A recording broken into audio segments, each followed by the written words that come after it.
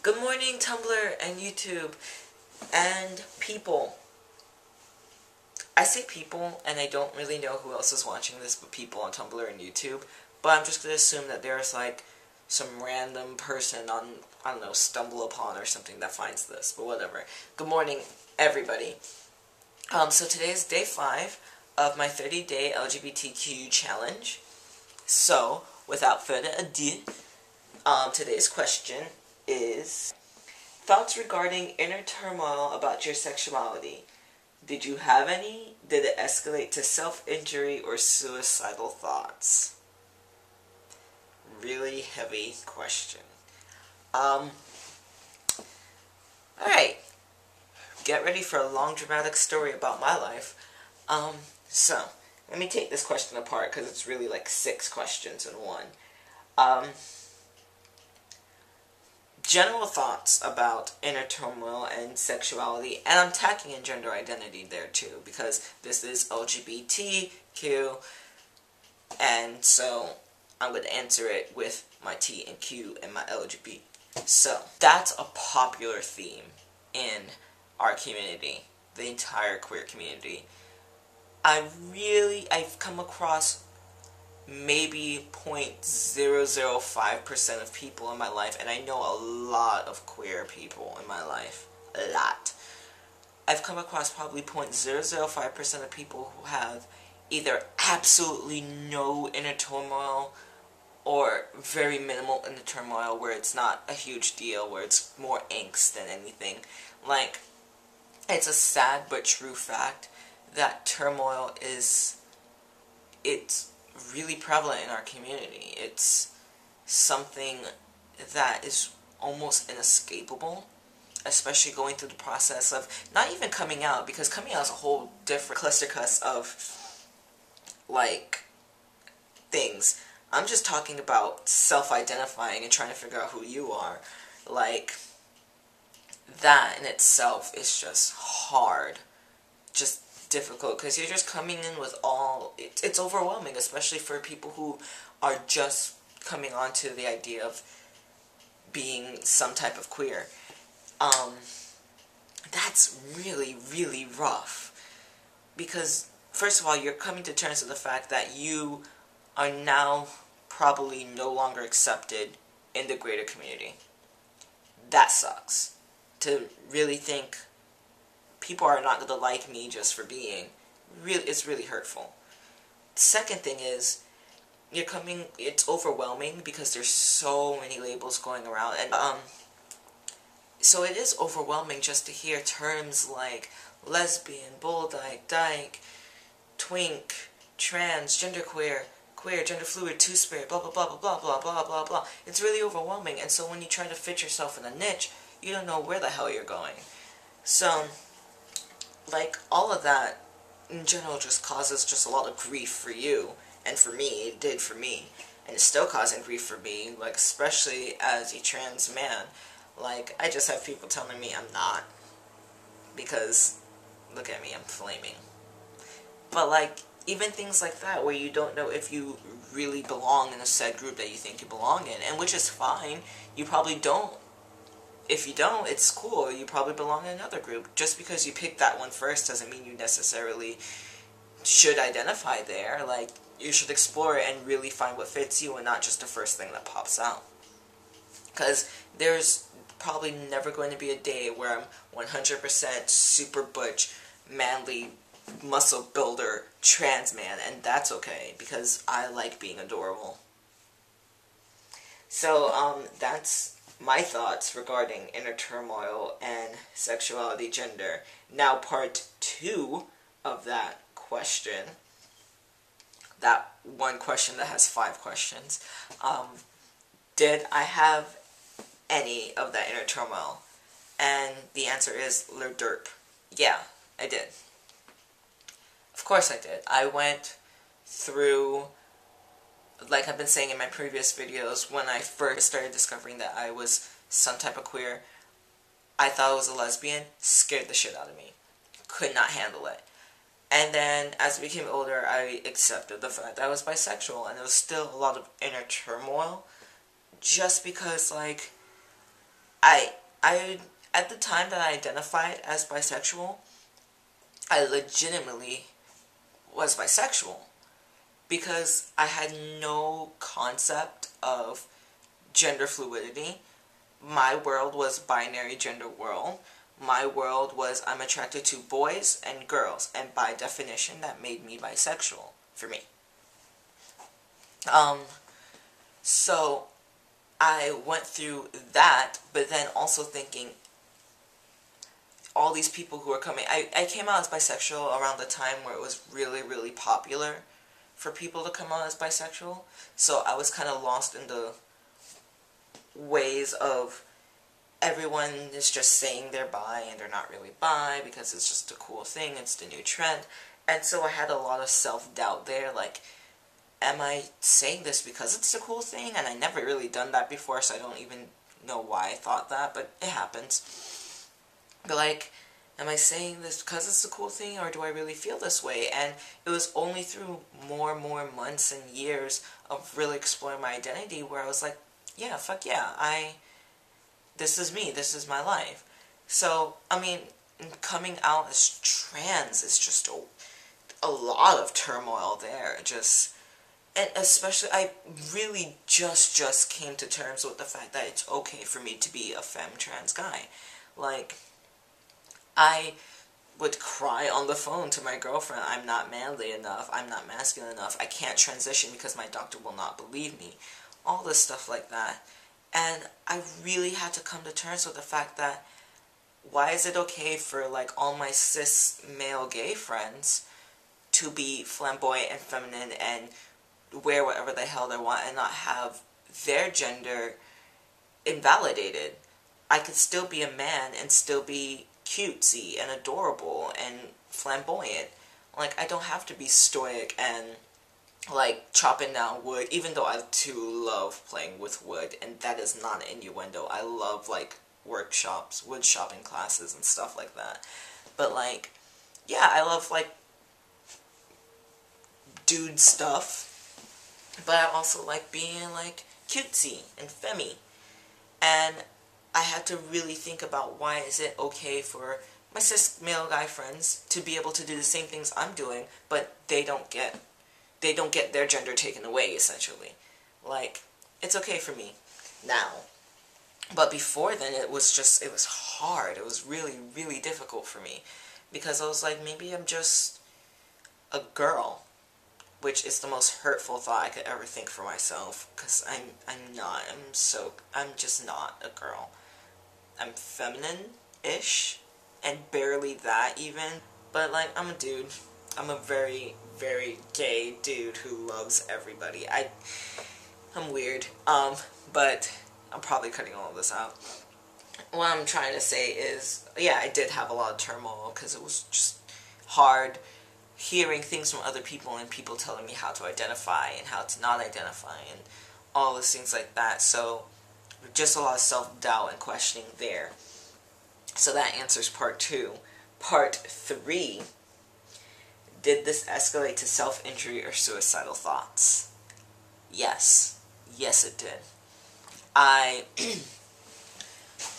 When I was younger, I cut myself for a little bit, but that really didn't do anything for me, and I stopped that almost immediately, just because I couldn't find any relief from cutting, and it kind of made me just feel more shameful and stupid. So, not saying that cutting it's a very serious issue, actually, but for me, cutting made me feel even worse. It was no relief for me. It made me feel stupid. It made me feel horrible. So, I couldn't cut. Yeah, I've had suicidal thoughts and things like that. I actually been struck, like, along with a multitude of other things, I have a very huge anxiety problem. I worry about absolutely everything that there is to worry about, and things that there aren't to worry about. Like, I just worry all the time. I have a huge anxiety problem, and I've been seeing a doctor for that and everything, but it does weigh heavily when I start getting into that cloud of really dark thoughts of, what am I going to do with my future? What am I? Who am I? How am I going to deal with my father? How am I going to deal with my family? All of this stuff. And so, yeah, it did lead to, like, suicidal thoughts and things like that. I've had really extreme experiences with that. It's there, it exists, and sadly it's something that probably a lot of people who are watching this video are not surprised to hear, because you hear this with queer kids all the time. It's almost like there shouldn't be an answer to that question, because the question is going to be 90% yes all the time. Where, yeah, it did lead to suicidal thoughts, yeah, it did lead to suicidal actions, yeah, I did have a period of self-harming. Like, there are people that I know that haven't had those experiences, and they are very lucky, and I envy them for not having those experiences, because it's a really dark place. But the majority of people I come across have had some level of just dark experiences because of their identity, or because of things going on in their life coupled with their identity. And it's unfortunate, and it's true. So, yeah, I think one of the best things right now is just to offer support to people you think who need it, or people who really do need it, and, like, try to be as supportive on their terms, of course, because speaking from personal experience, when people try to offer me support that I don't want or I'm not ready for, it doesn't do anything to help. It probably even hurts a little bit. So on their terms, give them support, tell them that you're there for them, be there for them, because just telling them isn't enough. Because there's a lot going on, there's way more going on than people will ever tell you, even like your closest friend, your closest sibling. There's always going to be more than they're telling you. So the best you could do is to help them, like I've had friends help me, and try to, keep them here. That's the best I can offer. And it's actually part of the reason why I started doing these videos in the first place, because I want people to see this, and I want them to know that there's somebody else out there who is willing to help them to the best of their ability, is willing to just say, hey, I'm here and I care. And, like, that's what I want to say to all of you. I don't know any of you. I don't know many of you. I probably will never know you in real life. I'll probably never even know you via internet. I'll probably just be sitting here talking to somebody who's lurking at their computer screen just watching me without me knowing that they're even doing it. But I want to tell you that I really do care that you're here. And I really do care that you stay here, because sometimes it just seems easier, and it might be easier in some ways to just go, but it's more worth it just to stay. Like, it's harder, it's a hell of a lot harder, but it's more worth it. And I'm still at that place where I don't see the end goal yet. I don't have this bright, shining end story, because I'm still in the middle where I'm trying to figure out why is it worth it. But I know it's worth it. I know some point at the end, and I'm nowhere near there yet, but some point at the end there's going to be a reason why I went through all of this, and there's going to be something worth it for me to live for. Like, I'm gonna say it now. October 11th, 2011, earlier this year, I almost stopped existing from this world. I almost was not here. And that was 13 days before my 20th birthday. So, like, at that day, I didn't care. I didn't care what was going to be at the end. I didn't care what rewards I might have in life. But since then, I've made more friends. I've started doing these videos. I've started getting my life back on track. And those are really small things, and even sometimes they're still not enough for me to say, hey, it's worth it, and I still don't know why I'm here, and things like that. But I know the more of these small things I could do, they're going to start building up into a big thing, and it's going to be something that I would have missed out on if I didn't have good friends with me on that day.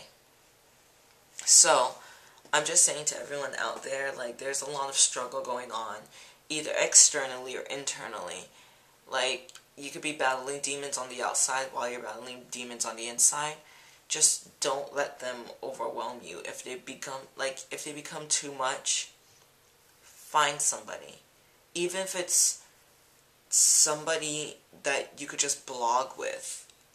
Somebody that you could just pose a question to. Somebody at school, somebody at home, somebody at your church. Like, just find somebody.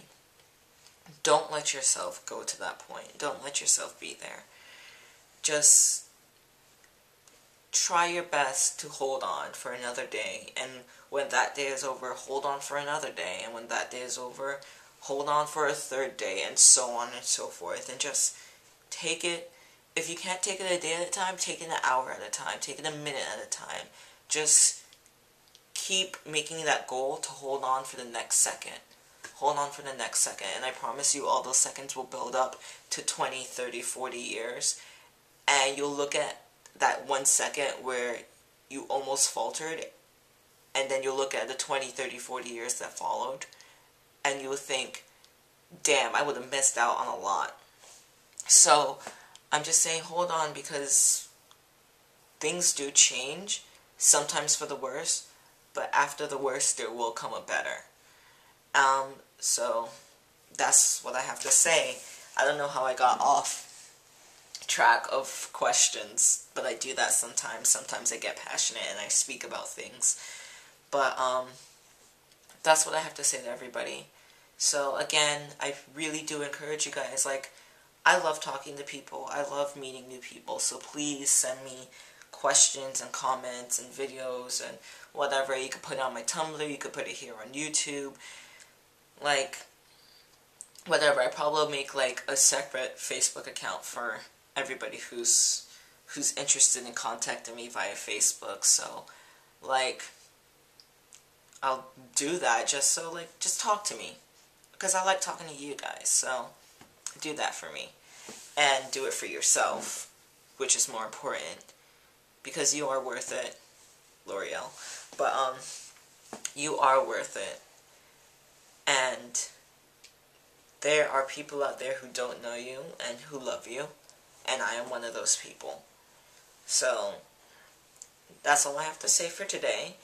Hopefully tomorrow's question is lighter. I'm not going to look at it because I don't want to spoil it for myself.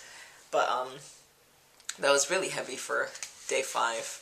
So I'll see you guys tomorrow for day 6 when I answer question number 6. And until then, I hope you guys really think about things I say.